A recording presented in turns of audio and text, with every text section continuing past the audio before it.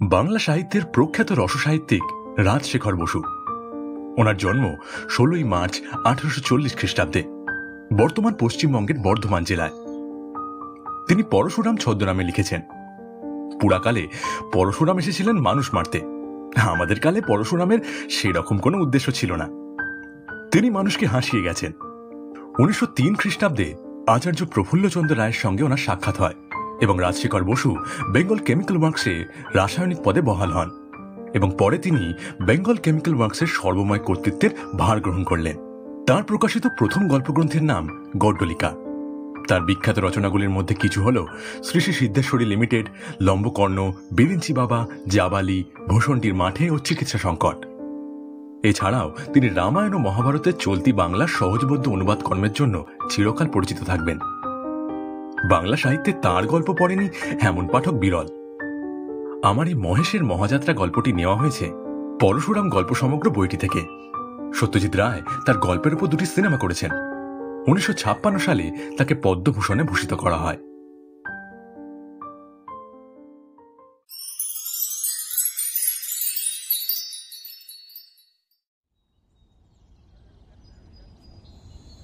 কেদার চাটুর্যে মহাশয় বললেন, আজকাল তোমরা সামান্য একটু বিদ্যে শিখেই নাস্তিক হয়েছ, কিছুই মানতে চাও না।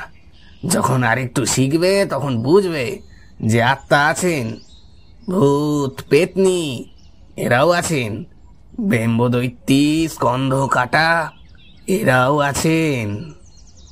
বংশলোচন বাবুর বৈঠকখানায় গল্প চলছিল। তাহার শালা নগেন বলল, আচ্ছা বিনোদদা, আপনি ভূত বিশ্বাস করেন? বিনোদ বলল, যখন প্রত্যক্ষ দেখব তখনই বিশ্বাস করব, তার আগে হ্যাঁ না কিছুই বলতে পারি না। চাটুর্যে বললেন, এই বুদ্ধি নিয়ে তুমি ওকালতি করো? বলি, তোমার প্রপিতামহকে প্রত্যক্ষ করেছ? ম্যাকডোনাল্ড, চার্চিল আর বাল্ডউইনকে দেখেছ? তবে তাদের কথা নিয়েও তো মাতামাতি করো কেন? আচ্ছা আচ্ছা, হার মানছি চাটুর্য মশাই। আপ্তবাক্য মানতে হয়। আরে প্রত্যক্ষ করা কি যায় তার কর্ম? শ্রী ভগবানও কখনো কখনো তার ভক্তদের বলেছেন, দিব্যং দদামি তে চক্ষু। সেই দিব্য দৃষ্টি পেলে তবে সব দেখতে পাওয়া যায়। নগেন জিজ্ঞাসা করল, আপনি দেখতে পেয়েছেন চাটুর্য মশাই? জ্যাঠামি করিসনি তো। এই কলকাতা শহরে রাস্তায় রাস্তায় যারা চলাফেরা করে, কেউ কেরানি, কেউ দোকানি, কেউ মজুর, আর কেউ আর কিছু। তোমরা ভাবো সবাই বুঝি মানুষ, তাই না? তা মোটেই নয়। তাদের ভেতর সর্বদাই 2-10টা ভূত পাওয়া যায়, তবে চিনতে পারা দুষ্কর। এই রকম ভূতের পাল্লায় পড়েছিলেন মহেশ মিত্তির। কে তিনি?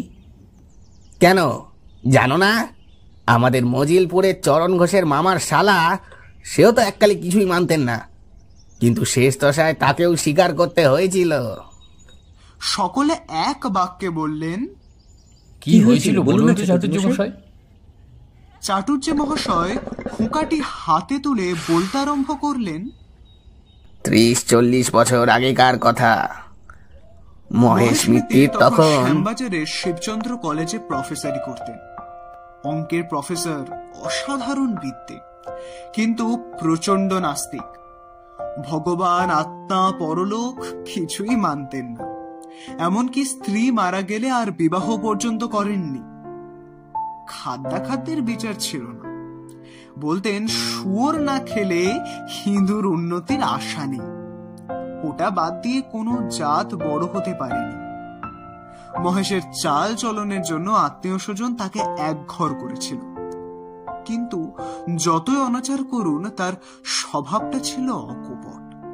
পারতপক্ষে মিথ্যা কথা কইতেন না। তার পরম বন্ধু ছিলেন হরিনাথ কুণ্ডু। তিনিও ওই কলেজের প্রফেসর, ফিলোসফি পড়াতেন। কিন্তু বন্ধু হলে কি হয়, দুজনে হরদম ঝগড়া হতো। কারণ হরিনাথ আর কিছু মানুন না মানুন ভূত মানতেন। তাছাড়া মহেশবাবু অত্যন্ত গম্ভীর প্রকৃতির। কেউ তাকে হাসতে দেখেনি। আর হরিনাথ ছিলেন আমোদের লোক। কথায় কথায় ঠাট্টা করে বন্ধুকে হুদব্যস্ত করতেন। তবু মোটের ওপর তাদের পরস্পরের প্রতি খুব একটা টান ছিল। তখন রাজনীতি চর্চার এত রেওয়াজ ছিল না, আর ভদ্রলোকের ছেলের অন্য চিন্তাও এমন চমৎকার হয়নি। দু একটা পাশ করতে পারলে যেমন তেমন চাকরি জুটে যেত। লোকের তাই উঁচু দরের বিষয় আলোচনা করবার সময় ছিল। ছোকরারা চিন্তা করত বউ ভালোবাসে কি বাসে না। যাদের সন্দেহ মিটেছে তারা মাথা ঘামাতো ভগবান আছে কি নেই। একদিন কলেজে কাজ ছিল না। অধ্যাপকেরা সকলে মিলে গল্প করছিলেন।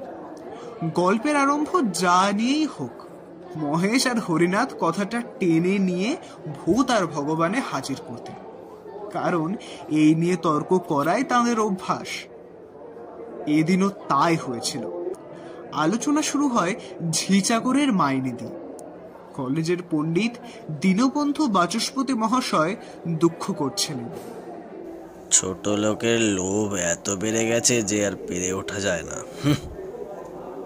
মহেশবাবু বললেন, লোভ সকলেরই বেড়েছে, আর বাড়াই উচিত, নইলে মনুষ্যত্বের বিকাশটা হবে কিসে? লোভে পাপ আর পাপে মৃত্যু, বুঝলে? লোভ ত্যাগ না করলেও মৃত্যুকে কিন্তু ঠেকানো যায় না। আমাদের মতো লোকের লোভ হওয়া উচিত মৃত্যুর পর। মাইনে তো পাই মোটে ওই 200 টাকা, তাতে ইহকালে কটা শখই বা মিটবে। তাই তো পরকালের আশায় বসে আছি, আত্মারা যদি স্বর্গে গিয়ে একটু ফুর্তি করতে পারে। কে বললে তুমি স্বর্গে যাবে? তুমি স্বর্গের কি বা জানো? সমস্তই জানি পণ্ডিত মশাই। খাসা জায়গা, না গরম না ঠান্ডা, মন্দাকিনী কুলু কুলু বলছে। তার ধারে ধারে পারিজাতের ঝোপ, সবুজ মাঠের মধ্যিখানে কল্পতরু গাছে আঙুর, বেদানা, আম, রসগোল্লা, কাটলেট সব রকম ফলে আসে। ছেড়ো আর খাও। জন কতক ছোকরা দেবদূত গোলাপি উর্নি গায়ে দিয়ে সুধার বোতল সাজিয়ে বসে রয়েছে, চাইলেই ফটাফট খুলে দেবে। ওই হোতা কুঞ্জবনে ঝাঁকে ঝাঁকে অপ্সরা ঘুরে বেড়াচ্ছে। দুদণ্ড রসালাপ করো, কেউ কিচ্ছু বলবে না। যত খুশি নাচ দেখো, গান শোনো, আর কাওয়ালতি করো তো নারদ মুনির আস্তানায় যাও। মহেশবাবু বললেন, এই সমস্ত গাঁজা, বড়লোক, আত্মা, ভূত, ভগবান কিছুই নেই। ক্ষমতা থাকে প্রমাণ করো। তর্ক জমে উঠল।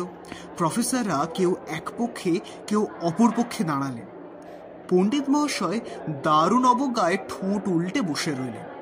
বৃদ্ধ প্রিন্সিপাল যদু স্যান্ডেল রফা করে বললেন,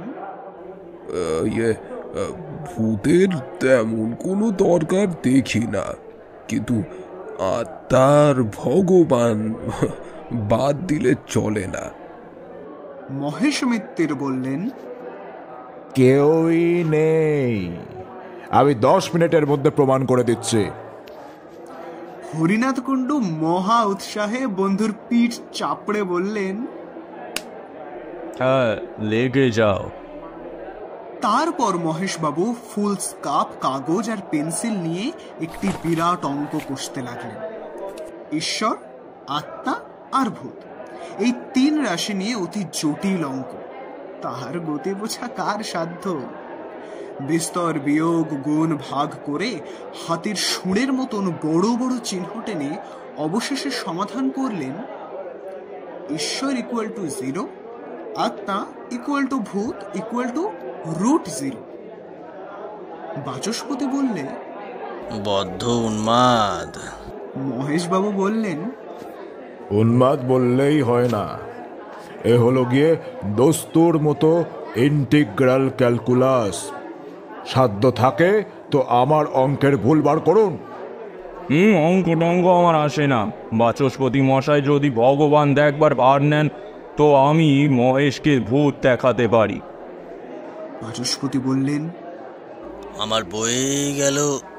মহেশবাবু বললেন, বেশ তো হরিনাথ, তুমি ভূতই দেখাও না, একটার প্রমাণ পেলে আর সমস্তই মেনে নিতে রাজি আছি। এই কথা। আচ্ছা, আসছে সপ্তাহে শিব চতুর্দশী পড়েছে, সেদিন তুমি আমার সঙ্গে রাত 12টায় মানিকতলায় নতুন খালের ধারে চলো। স্পষ্টপষ্টি ভূত দেখিয়ে দেব, কিন্তু যদি কোনো বিপদ ঘটে তো আমাকে দুষতে পারবে না মশাই। যদি দেখাতে না পারো? আমার নাক কান কেটে দিও, আর যদি দেখাতে পারি তো তোমার নাক কাটবো। প্রিন্সিপাল যদু সান্ডেল বললেন, কাটাকাটির দরকার কি, সত্যের নির্ণয় হলেই হলো। শিব চতুর্দশীর রাতে মহেশ মিত্তির আর হরিনাথ কুণ্ডু মানিকতলায় গেলেন। জায়গাটা তখন বড়ই ভীষণ ছিল, রাস্তায় আলো নেই, দুধারে বাবলা গাছে আরো অন্ধকার করেছে, সমস্ত নিস্তব্ধ, কেবল মাঝে মাঝে পেঁচার ডাক শোনা যাচ্ছে। হোঁচট খেতে খেতে দুজনে নতুন খালের ধারে পৌঁছলেন। বছর 2 আগে ওখানে প্লেগের হাসপাতাল ছিল, এখনো তার গোটা কত খুঁটি দাঁড়িয়ে আছে। মহেশ মিত্তির অবিশ্বাসী সাহসী লোক, কিন্তু তাঁরও গা ছমছম করতে লাগলো। হরিনাথ সারা রাস্তা কেবল ভূতের কথাই কয়েছে, তারা দেখতে কেমন, মেজাজ কেমন, কি খায়, কি পরে। দেবতারা হচ্ছেন উদার প্রকৃতির দিলদরিয়া, কেউ তাদের না মানলেও বড় একটা কি আর করেন না। কিন্তু অপদেবতারা পদবীতে খাটো বলে তাদের আত্মসম্মান বোধ বড়ই উগ্র, না মানলে ঘাড় ধরে তাদের প্রাপ্য মর্যাদা আদায় করেন। এইসব কথা। হঠাৎ একটা বিকট আওয়াজ শোনা গেল, যেন কোনো অশরীরী বিড়াল তার পলাতকা প্রণয়িনীকে আকুল আহ্বান করছে। একটু পরে মহেশবাবু রোমাঞ্চিত হয়ে দেখলেন একটা লম্বা রোগা কুচকুচে মূর্তি দুহাত তুলে সামনে দাঁড়িয়ে আছে। তার পিছনে একটু দূরে ওই রকম আরো দুটো। রাম রাম রাম রাম রাম রাম সীতারাম সীতারাম। এ মহেশ মহেশ, দেখছো দেখছো কি? তুমিও বলো না, দেখো দেখো ওইদিকে তাকাও। আর একটু হলে মহেশবাবু রাম নাম উচ্চারণ করে ফেলতে, কিন্তু তার কনসেন্স বাধা দিয়ে বললে,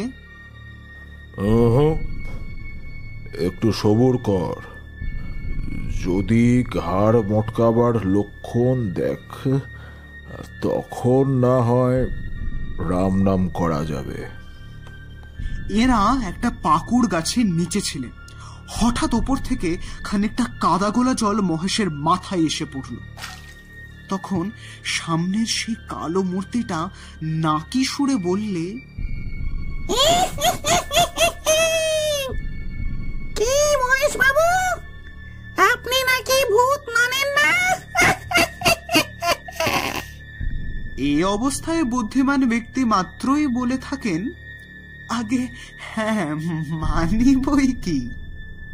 কিন্তু মহেশ মিত্রের বেয়াড়া লোক, হঠাৎ তার কেমন একটা খেয়াল হলো, ধাঁ করে গিয়ে ভূতের কাঁধ খামচে ধরে জিজ্ঞাসা করলেন, এই কোন ক্লাস? ভূত থতমত খেয়ে জবাব দিল, মানে second year sir. Roll number কত? ভূত করুণ নয়নে হরিনাথের দিকে চেয়ে জিজ্ঞাসা করলে, বলে দি স্যার। হরিনাথের মুখে রাম রাম ভিন্ন কথা নেই। পিছনের দুটো ভূত অদৃশ্য হয়ে গেল। পাকুড় গাছে যে ছিল সে টুপ করে নেমে সে পালিয়ে গেল। তখন বেগতিক দেখে সামনের ভূতটি ঝাঁকুনি দিয়ে মহেশের হাত ছাড়িয়ে চোঁচা দৌড় মারল। মহেশ মিত্রের হরিনাথের পিঠে একটা প্রচন্ড কিল মেরে বললেন, হরিনাথ পাল্টা কিল মেরে বললেন, নিজের নিজের পিঠে হাত বোলাতে বোলাতে দুই বন্ধু বাড়িমুখ হলেন। আসল ভূত যারা আশেপাশে লুকিয়েছিল তারা মনে মনে বললে, আজি রজনীতে হয়নি সময়।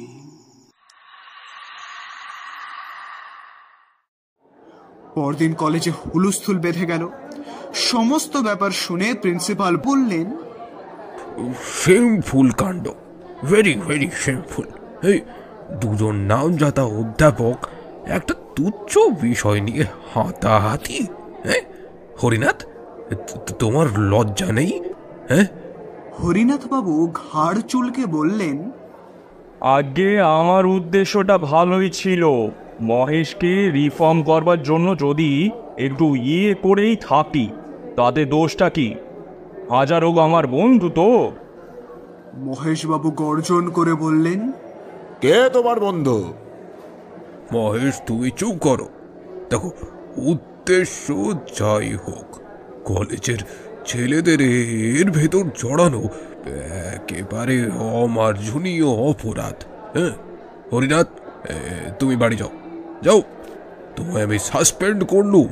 আর মহেশ, তোমাকেও সাবধান করে দিচ্ছি, আমার কলেজে ভুতুড়ে তর্ক তুলতে পারবে না, বুঝলে? সে প্রতিশ্রুতি দেয়া শক্ত। সকল রকম কুসংস্কার দূর করাই আমার জীবনের ব্রত। বেশ, তাহলে তোমাকেও সাসপেন্ড করলুম। অন্যান্য অধ্যাপকরা চুপ করে সমস্ত শুনছিলেন। তারা প্রিন্সিপালের হুকুম শুনে কোনো প্রতিবাদ করলেন না, কারণ সকলেই জানতেন যে তাদের কর্তার রাগ বেশি দিন থাকে না। মহেশবাবু তার বাসায় ফিরে এলেন। হরিনাথের উপর প্রচন্ড রাগ। হতভাগা একটা গভীর তত্ত্বের মীমাংসা করতে চায় জুয়ো চুরির দ্বারা, সে আবার ফিলোসফি পড়ায়। এমন অপ্রত্যাশিত আঘাত মহেশ কখনো পাননি। মানুষের মন যখন নিদারুণ ধাক্কা খায়, তখন সে তার ভাব ব্যক্ত করার উপায় খোঁজে। কেউ কাঁদে, কেউ তর্জন করে, গর্জন করে, কেউ কবিতা লেখে। একটা তুচ্ছ কোঁচবাক্যের হত্যাকাণ্ড দেখে মহর্ষি বাল্মীকির মনে ঘা লেগেছিল। তাই প্রকাশ করবার জন্য তিনি হঠাৎ দুছত্র শ্লোক রচনা করে ফেলেন। মা নিষাদ প্রতিষ্ঠাং তম ইত্যাদি। তারপর সাতকাণ্ড রামায়ণ লিখে তার ভাবের বোঝা নামাতে পেরেছিলেন। আমাদের মহেশ মিত্তির চিরকাল নিরহ সঙ্গশাস্ত্রের চর্চা করে এসেছেন, কাব্যের কিছুই জানতেন না। কিন্তু আজ তারও মনে সহসা একটা কবিতার অঙ্কুর গজগজ করতে লাগলো। তিনি আর বেগ সামলাতে পারলেন না। কলেজের পোশাক না ছেড়ে বড় একখানা অ্যালজেব্রার খাতা খুলে প্রথম পাতায় লিখলেন, হরিনাথ কুণ্ড খায় তোর মুন্ড। কবিতাটি লিখে বারবার ডাইনে বাঁয়ে ঘাড় পেকিয়ে আদিকবি বাল্মীকির মতন ভাবলেন, উত্তম হয়েছে। কিন্তু একটা খটকা বাঁধল। কুণ্ডুর সঙ্গে মুন্ডুর মিল আবহমান কাল ধরে চলে আসছে। এতে মহেশের কৃতিত্ব কোথায়? কালিদাসী হন আর রবীন্দ্রনাথই হন, কুণ্ডুর সঙ্গে মুন্ডু মেলাতেই হবে। এ হলো প্রকৃতির অলঙ্ঘনীয় নিয়ম। মহেশ একটু ভেবে ফের লিখলেন, কুণ্ডু হরিনাথ মুন্ডু করি পাত। হ্যাঁ, এইবার মৌলিক রচনা বলা যেতে পারে। মহেশের মনটা একটু শান্ত হলো। কিন্তু কাব্য সরস্বতী যদি একবার কাঁধে ভর করেন, তবে সহজে নামতে চান না। মহেশবাবু লিখতে লাগলেন, হরিনাথ ওরে হবি তুই মোরে, নরকের পোকা অতিশয় বোকা। হ্যাঁ, নরকই নেই, তার আবার পোকা। মহেশবাবু স্থির করলেন, কাব্যে কুসংস্কার নাম দিয়ে তিনি শীঘ্রই একটা প্রবন্ধ রচনা করবেন। তাতে মাইকেল, রবীন্দ্রনাথ কাকেও রেহাই দেবেন না। তারপর তার কবিতা শেষে 4 লাইন কেটে দিয়ে ফের লিখলেন, ওহে হরিনাথ, তোরে করি কাত, পিঠে মারি চড়। এমন সময় মহেশের চাকরটা এসে বললেন, বাবু চা হবে কি দিয়ে? দুধ তো ছিঁড়ে গেছে। মহেশবাবু অন্যমনস্ক হয়ে বলেন, সেলাই করে নে গিয়ে। পিঠে মারি, পিঠে মারি চড়, মুখে গুজি খড়, জেলে দেশলাই আগুন লাগাই। কিন্তু আবার এক আপত্তি, হরিনাথকে পুড়িয়ে ফেললে জগতের কোনো লাভ হবে না, অনর্থক খানিকটা জান্তব পদার্থ বরবাদ হবে, বরং তার চাইতে হরিনাথ ওরে পোড়াবো না তোরে, নিয়ে যাব ধাপা, দেব মাটি চাপা, সার হয়ে যাবি, ঢেঁড়স ফলাবি। মহেশবাবু আরো অনেক লাইন রচনা করেছিলেন, তা আমার মনে নেই। কবিতা লিখে খানিকটা উচ্ছ্বাস বেরিয়ে যাওয়ায় তার হৃদয়টা বেশ হালকা হলো। তিনি কাপড় চোপড় ছেড়ে ইজি চেয়ারে শুয়ে ঘুমিয়ে পড়লেন। 3 দিন যেতে না যেতে প্রিন্সিপাল মহেশ আর হরিনাথকে ডেকে পাঠালেন। তারা আবার নিজে নিজের কাজে বহাল হলেন, কিন্তু তাদের বন্ধুত্ব ভেঙে গেল। সহকর্মীরা মিলনের অনেক চেষ্টা করলেন, কিন্তু কোনো ফল হলো না। হরিনাথ বরং একটু সন্ধির আগ্রহ দেখিয়েছিলেন, কিন্তু মহেশ একেবারে পাথরের মতন শক্ত হয়ে রইলেন। কিছুদিন পরে মহেশবাবুর খেয়াল হলো, প্রেততত্ত্ব সম্বন্ধে একতরফা বিচার করাটা ন্যায়সঙ্গত নয়। এর অনুকূল প্রমাণ কে কি দিয়েছেন তাও জানা উচিত। তিনি দেশি বিলাতি বিস্তর বই সংগ্রহ করে পড়তে লাগলেন, কিন্তু তাতে তার অবিশ্বাস আরো প্রবল হলো। প্রত্যক্ষ প্রমাণ কিছুই নেই, কেবল আছে অমুক ব্যক্তি কি বলেছেন আর কি দেখেছেন। বাঘের অস্তিত্বে মহেশের সন্দেহ নেই, কারণ জন্তুর বাগানে গেলেই দেখা যায়। ভূত যদি থাকে তবে খাঁচায় পরে দেখো না বাপু, তা নয় শুধু ধাপ্পাবাজি। প্রেততত্ত্ব চর্চা করে মহেশবাবু বেজায় চটে উঠলেন।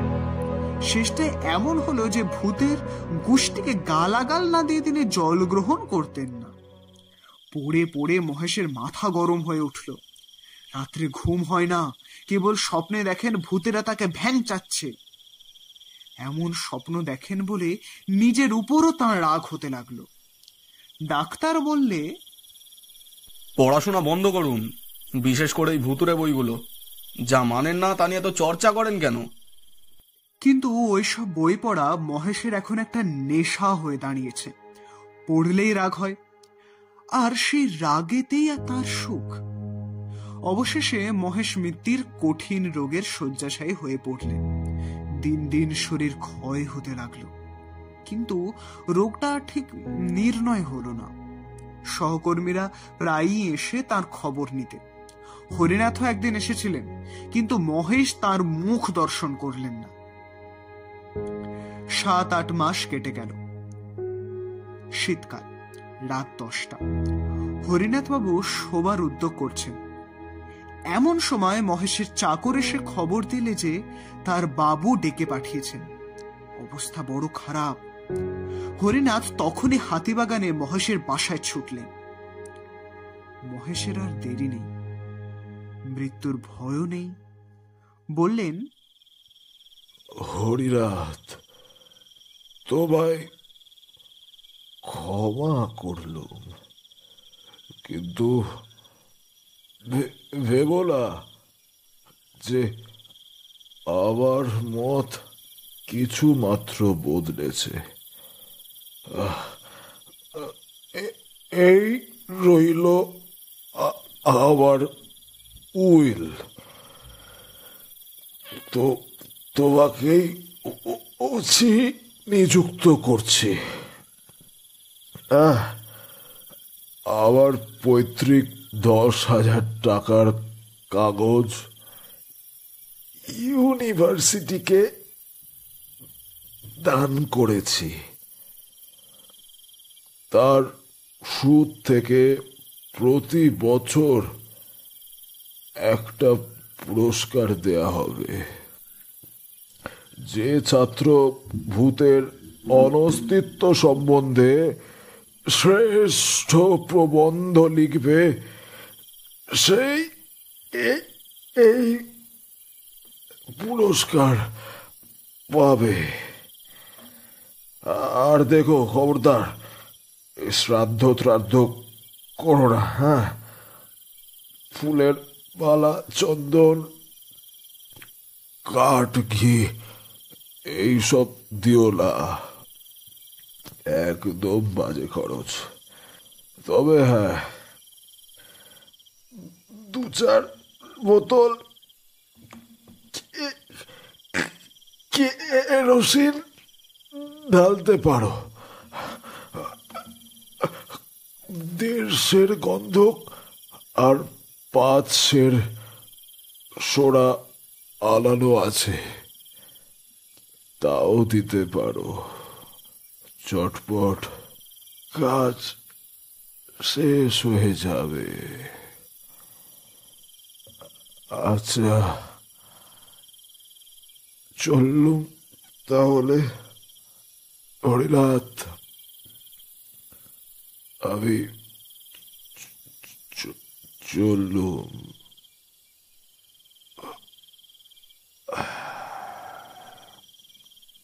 রাত প্রায় 11:30। মহেশের আত্মীয় স্বজন কেউ কলকাতায় নেই, থাকলেও বোধহয় তারা আসতো না। বড়দিনের বন্ধ, কলেজের সহকর্মীরা প্রায় সকলে অন্যত্র গেছেন। হরিনাথ মহা বিপদে পড়লেন। মহেশবাবু চাকরকে বললেন পাড়ার জনকতক লোক ডেকে আনতে। অনেকক্ষণ পর 2জন মাতব্বর প্রতিবেশী এলেন। ঘরে ঢুকলেন না, দরজার সামনে দাঁড়িয়ে বললেন, চুপ করে বসে আছেন বড়, সৎকারের কি ব্যবস্থা করলেন? হরিনাথ বললেন, আমি একলা মানুষ, আপনাদের উপরই ভরসা। হ্যাঁ, ওই বেলেল্লা হতভাগার লাশ আমরা বইব? ইয়ার কি পেয়েছেন নাকি? এই কথা বলেই তারা সরে পড়লেন। হরিনাথের তখন মনে পড়ল, বড় রাস্তার মোড়ে একটা মাঠ কোঠায় সাইনবোর্ড দেখেছেন, বৈতরণী সমিতি, ভদ্র মহোদয়গণের দিবারাত্র সস্তায় সৎকার। চাকরকে বসিয়ে রেখে তখনই সেই সমিতির খোঁজে গেলেন। অনেক চেষ্টায় সমিতি থেকে 3জন লোক জোগাড় হলো। 15 টাকা পারিশ্রমিক, আর শীতের ওষুধ বাবদ 9 সমস্ত আয়োজন শেষ হলে হরিনাথ আর তার 3 সঙ্গী খাট কাঁধে নিয়ে রাত 2:30টার সময় নিমতলায় রওনা হলেন। অমাবস্যার রাত্রি, আর তার উপর আবার কুয়াশা। হরিনাথের দল কর্নওয়ালিস স্ট্রিট দিয়ে চললেন। গ্যাসের আলো মিটমিট করছে, পথে জনমানব নেই। কাঁধের বোঝা ক্রমেই ভারী হতে লাগলো। হরিনাথ হাঁপিয়ে পড়লেন। বৈতরণী সমিতির সর্দার ত্রিলোচন পাকড়াশি বুঝিয়ে দিলেন, এমন হয়েই থাকে, মানুষ মরে গেলে তার উপর জননী বসুন্ধরার টান বাড়ে। হরিনাথ একলা নয়, তার সঙ্গীরা সকলেই সেই শীতে গলদ ঘরম হয়ে উঠল।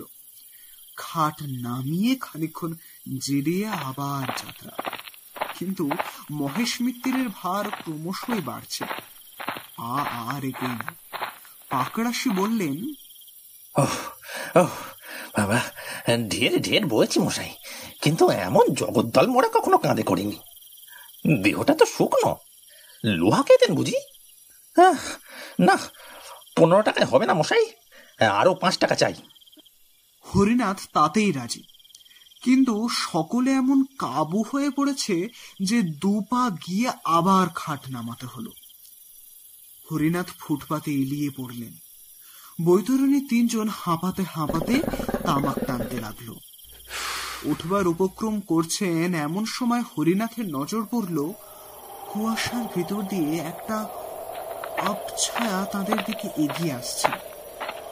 কাছে এলে দেখলেন কালো র্যাপার মুড়ি দেওয়া একটা লোক। লোকটি বললে, এ কি, আপনারা হাঁপিয়ে পড়েছেন দেখছি, বলেন তো আমি কাঁদ দিই। হরিনাথ ভদ্রতার খাতিরে দু একবার আপত্তি জানালেন, কিন্তু শেষটায় রাজি হলেন। লোকটি কোন জাত তার জিজ্ঞাসা করলেন না, কারণ মহেশ মিত্তির ও বিষয়ে চিরকাল সমদর্শী। এখন তো কথাই নেই। তাছাড়া যে লোক উপযাজক হয়ে শ্মশান যাত্রার সঙ্গী হয় সে তো বন্ধুই বটে। ত্রিলোচন পাকড়াশি বললেন, কাঁদ দিতে চাও দাও, কিন্তু বকরা পাবে না, তা বলে রাখছি। আগন্তুক বললে, বকরা চাই না। এবার হরিনাথকে কাঁধ দিতে হলো না, তার জায়গায় নতুন লোকটি দাঁড়ালো। আগের যে যাত্রাটা একটু দ্রুত হলো, কিন্তু কিছুক্ষণ পরে আর পা চলে না, ফের খাট নামিয়ে বিশ্রাম। পাকড়াশি বললেন, 20 টাকার কাজ নয় বাবু, এই হলো মোষের গাড়ির বোঝা, আরো 5 টাকা চাই। এমন সময় আবার একজন পথিক এসে উপস্থিত, ঠিক প্রথম লোকটির মতো কালো র্যাপার গায়ে। এও খাট বইতে প্রস্তুত। হরিনাথ দ্বিরুক্তি না করে তার সাহায্য নিলেন। এবার পাকড়াশি রেহাই পেলেন। খাট চলছে আরো একটু জোরে, কিন্তু কিছুক্ষণ পরে আবার ক্লান্তি। মহেশের ভার অসহ্য হয়ে উঠেছে, তার দেহে কিছু ঢুকেনি তো। খাট নামিয়ে আবার সবাই দম নিতে লাগলো। কে বলে শহরে লোক স্বার্থপর? আবার একজন সহায় এসে হাজির, সেই কালো র্যাপার গায়ে। হরিনাথের ভাববার অবসর নেই, বললেন, চলো চলো। আবার যাত্রা, আরো একটু জোরে। তারপর ফের খাট নামাতে হলো। এই যে চতুর্থ বাহক এসে হাজির, সেই কালো র্যাপার।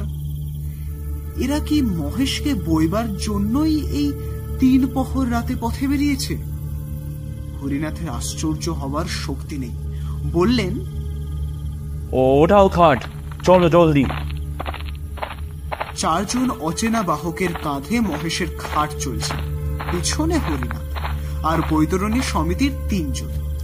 এইবার গতি বাড়ছে, খাট হনহন করে চলছে। হরিনাথ আর তার সঙ্গীদের ছুটতে হলো।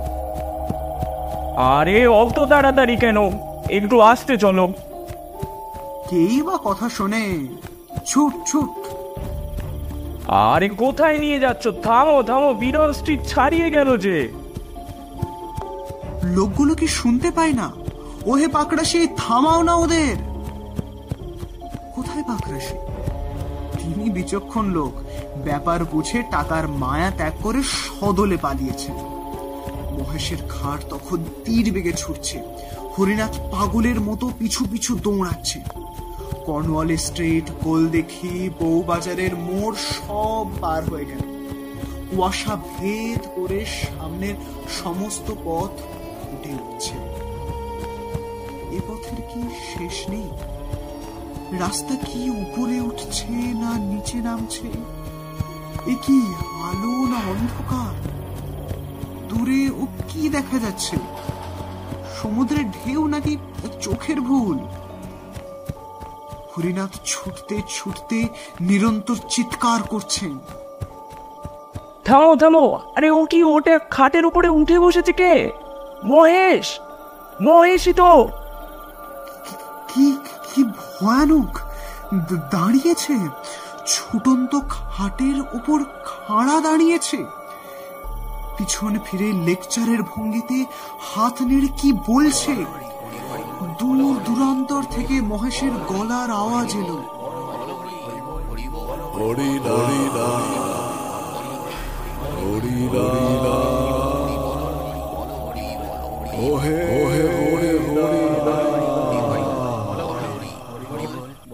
কি কি এই আমি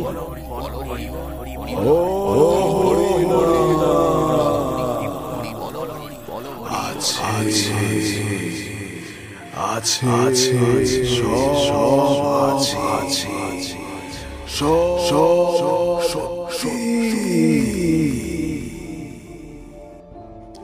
মহেশের খাট অগোচর হয়ে গেল। তখনও তার ক্ষীণ কণ্ঠস্বর শোনা যাচ্ছে, আছে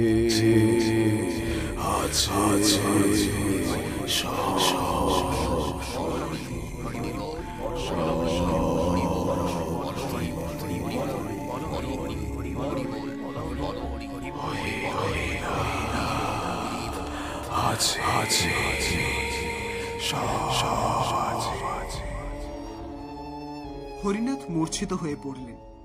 পরদিন সকালে ওয়েলেসলি স্ট্রিটের পুলিশ তাকে দেখতে পেয়ে মাতাল বলে চালান দিলে। তার স্ত্রী খবর পেয়ে বহু কষ্টে তাকে উদ্ধার করেন। বংশলোচন বাবু জিজ্ঞাসা করিলেন, গয়ায় পিণ্ডি দেওয়া হয়েছিল কি? শুধু গয়ায়? পিণ্ডি দাদন খায় পর্যন্ত দেওয়া হয়েছিল, কিন্তু কোনো ফল হয়নি। পিণ্ডি ছিটকে ফিরে এসেছে। তার মানে? মানে মহেশ পিণ্ডি নিলেন না, কিংবা তাকে নিতে দিলে না। আশ্চর্য! মহেশ মিত্রের টাকাটা?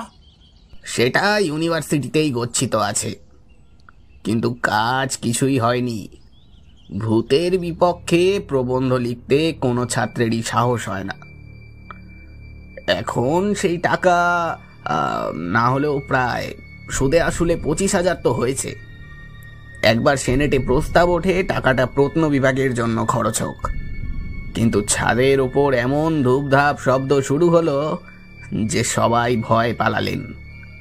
সেই থেকে মহেশের ফান্ডের নাম আর কেউ করে না।